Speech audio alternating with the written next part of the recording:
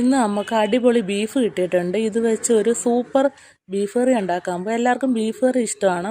എൻ്റെ വീട്ടിൽ കുട്ടികൾക്കൊക്കെ ചിക്കൻ കറിയാണ് കൂടുതൽ ഇഷ്ടം.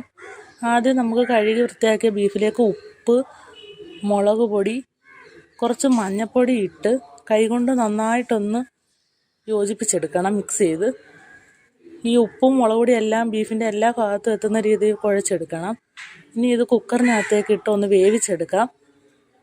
ഞങ്ങളുടെ ഈ കുക്കറിനകത്ത് ഒരു 7-8 വിസിലടിച്ചാലേ നന്നായിട്ട് വെന്ത് കിട്ടത്തുള്ളൂ. ഇനി ഒരു പാത്രം വെക്കാം. ഇതിലേക്ക് ചൂടാകുമ്പോൾ ഓയിൽ ഒഴിച്ചു കൊടുക്കാം. വെളിച്ചെണ്ണയാണ് ഒഴിച്ചു കൊടുക്കുന്നത്. ഈ എണ്ണ ഇനി ചൂടായി വരുമ്പോൾ നീളത്തിൽ അരിഞ്ഞ് വെച്ചേക്കുന്ന സവാള ഇട്ട് കൊടുത്ത് ഉപ്പ് ഇട്ടൊന്ന് വഴറ്റിയെടുക്കാം. വഴണ്ട് വരുമ്പോൾ ഇതിലേക്ക് ചുവന്നുള്ളി, ഇഞ്ചി, വെളുത്തുള്ളി ഇത് ചതച്ച് ഇട്ട് കൊടുക്കാം. എന്നിട്ട് നന്നായിട്ട് ഒന്നുകൂടെ ഒന്ന് വഴറ്റിയെടുക്കാം.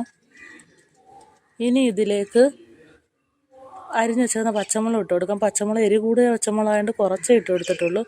ഇനി ഇതിലേക്ക് മുളക് പൊടി, മല്ലിപ്പൊടി, കുരുമുളക് പൊടി ഇത് മൂപ്പിച്ച് വെച്ചാണ് ഇട്ട് കൊടുക്കുന്നത്. ഇതൊന്നും കൂടെ നന്നായിട്ടൊന്ന് മൂപ്പിച്ചെടുക്കുക. അതിനകത്തിട്ട് നന്നായിട്ട് മൂത്ത് വരുമ്പോൾ ഇതിലേക്ക് വേവിച്ച് വെച്ചേക്കുന്ന ബീഫ് ഇട്ട് കൊടുക്കാം. ഇനി ആവശ്യത്തിന് ചൂടുവെള്ളം ഒഴിച്ച് നന്നായിട്ടൊന്ന് ഇളക്കി ഈ ഒരു പരുവാക്കി എടുക്കണം. ഇനി ഇത് ഒന്ന് അടച്ച് വെച്ച് ഒരു 10 മിനിറ്റോളം വേവിച്ചെടുക്കണം. ഓൾറെഡി വെന്ത ബീഫാണ്, എങ്കിലും മസാലയൊക്കെ ഒന്ന് നന്നായിട്ട് പിടിക്കാൻ വേണ്ടിയാണ് ഇതൊന്നുകൂടെ ഒന്ന് വേവിച്ചെടുക്കുന്നത്. ഇനി 10 മിനിറ്റ് കഴിഞ്ഞ് തുറന്ന് നോക്കുമ്പോൾ ഇങ്ങനെ കുറുകിയിരിക്കും.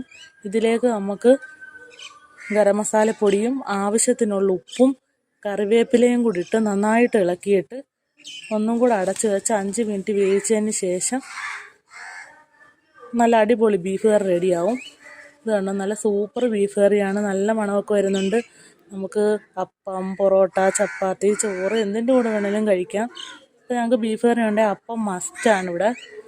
അതിൻ്റെ കൂടെ കുറച്ച് പൊറോട്ട ഉണ്ടായിരുന്നു. അപ്പോൾ ഇന്ന് പൊറോട്ട, അപ്പവും ബീഫ് കറിയാണ്. ഈ കോമ്പിനേഷൻ എല്ലാവർക്കും ഇഷ്ടമാണ്. ഇഷ്ടമാണെങ്കിൽ എല്ലാം ലൈക്ക്